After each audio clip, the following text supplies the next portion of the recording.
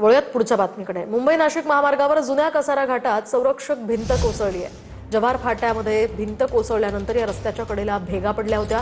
दरम्यान पावसाने विश्रांती घेतल्यामुळे हा मोठा धोका टळलाय। सुरक्षिततेच्या कारणास्तव रस्त्याला बॅरिकेडिंग सुद्धा करण्यात आलंय।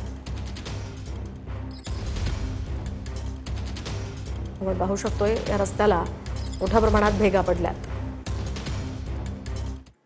आता बातमी हिंगोलीमधून आहे। हिंगोलीमध्ये संस्था अध्यक्षाकडून शिक्षकाला अश्लील भाषेत शिवीगाळ करण्यात आली आहे। संस्था अध्यक्षाचा हा शिवीगाळ करतानाचा व्हिडिओ सुद्धा व्हायरल होतोय। शिक्षक पदोन्नतीसाठी अर्ज करतोय म्हणून शिवीगाळ केल्याचा आरोप आहे। शिवराम वाटोरे असं या शिवीगाळ करणाऱ्या संस्था अध्यक्षाचं नाव आहे। सेनगाव तालुक्यातल्या पळशी इथल्या रुक्मिणी विद्यालयातला हा सगळा प्रकार आहे।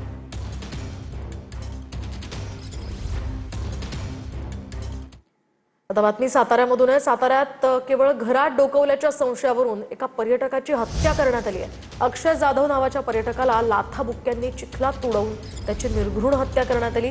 हत्येप्रकरणी 4 आरोपींना पाचगणी पोलिसांकडून अटक करण्यात आली आहे।